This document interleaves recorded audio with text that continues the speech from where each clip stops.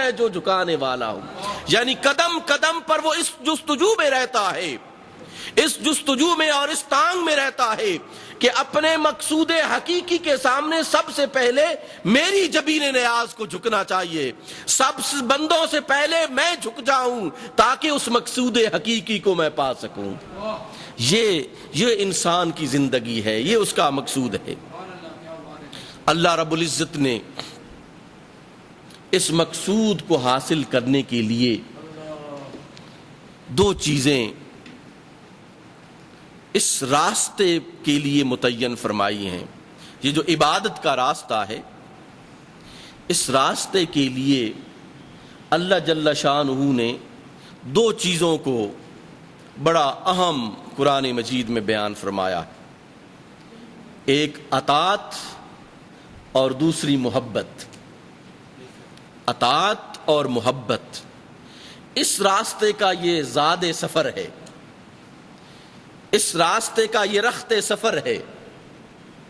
اطاعت اور محبت. اگر تم عبادت کے راستے پر چلتے ہو اور اس عبادت کے راستے پر چلتے ہوئے تم مقصود حقیقی تک پہنچنا چاہتے ہو تو پھر تمہیں اطاعت گزاری سے، محبت سے اس راستے پر چلنا ہوگا، اس طرح کہ وہ مقصود حقیقی جو تمہیں حکم دیتا ہے، اس مقصود حقیقی کے حکم کے سامنے ہر وقت اپنا سر خم کرتے تمہیں نظر آنا چاہیے، اپنے آپ کو جھکاتے ہوئے نظر آنا چاہیے.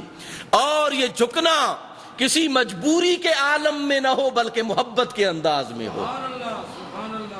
مجبوری کے عالم میں نہ ہو کہ تم مجبور اور مقہور ہو کر، تم لاچار اور پریشان ہو کر اللہ کے سامنے جھک رہے ہو. نہیں، جھکو بھی تو محبت کے انداز سے جھکو، جھکو بھی تو پیار کے انداز سے جھکو، جھکو بھی تو دل کی پہنائیوں سے، دل کی گہرائیوں سے جھکو. تم یہ نہیں ہے کہ تمہارا چہرہ تو جھک رہا ہو، تمہارا دل نہ جھک رہا ہو.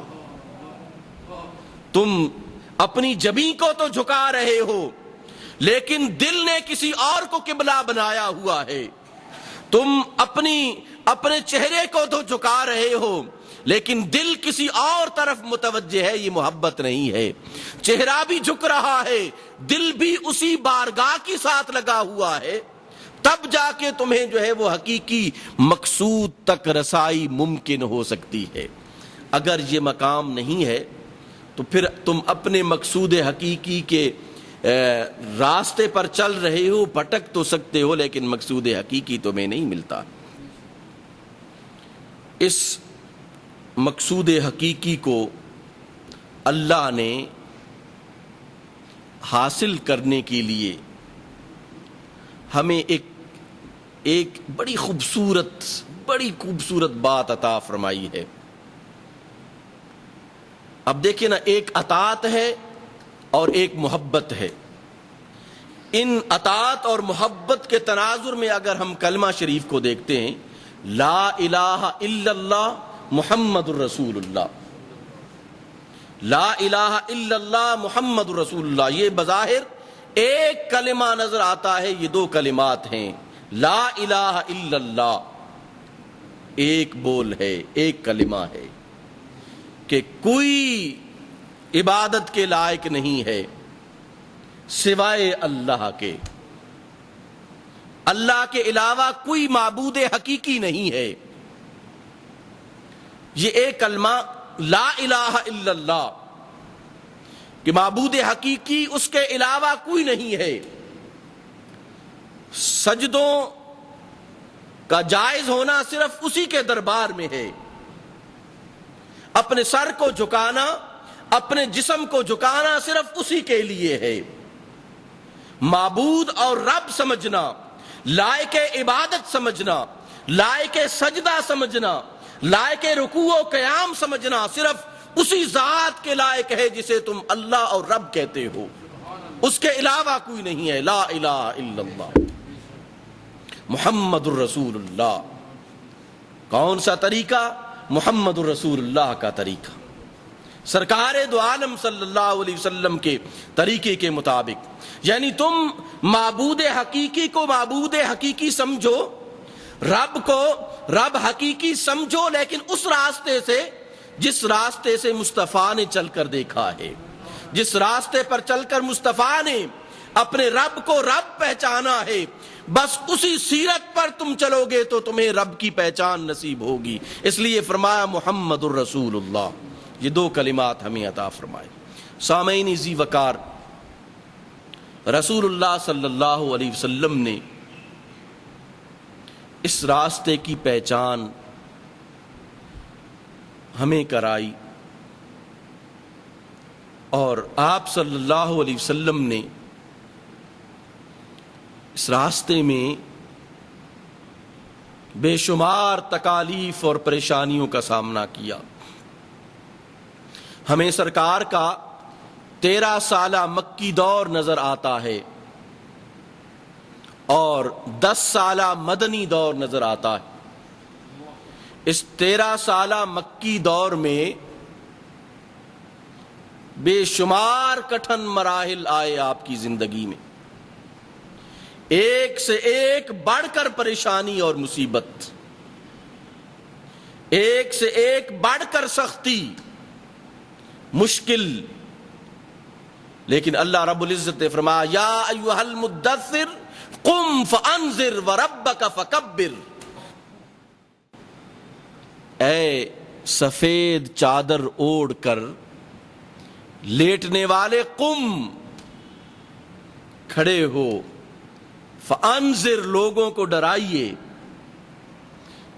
یہ وہ مقام ہے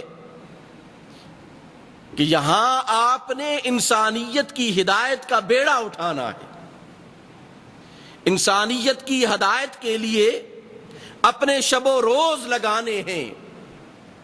اس لیے قم فانذر، اٹھیے اور لوگوں کو ڈرائیے، اللہ کے عذاب سے ڈرائیے، اللہ کے انتقام سے ڈرائیے، اور راہ راست پر لگائیے انہیں۔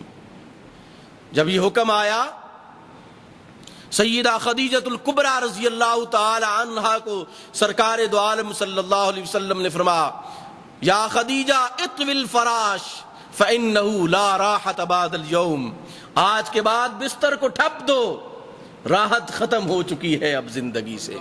اللہ نے حکم ارشاد فرما دیا ہے کہ فإنہ لا راحت بعد اليوم، آج کے بعد کوئی سکون نہیں ہے، کوئی راحت نہیں ہے۔ اب یہ پیغام 4 دانگ عالم میں پھیلانے کی ایک پلاننگ اور ایک منصوبہ بندی کی جا رہی ہے۔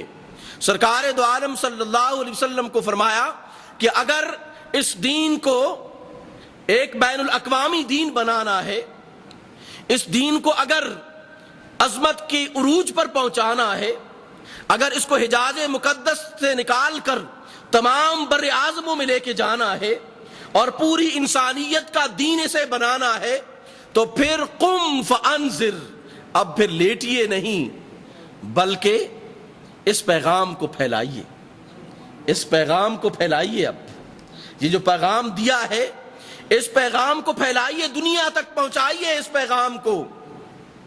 اسی لیے فرمایا کہ آج خدیجہ میرا بستر بس فولڈ کر دو، آج کے بعد راحت کو ختم کر دیا ہے اللہ جل شانہ نے۔ پھر آپ صلی اللہ علیہ وسلم نے جگہ جگہ پہ جا کر اللہ کے اس پیغام کو پہنچایا۔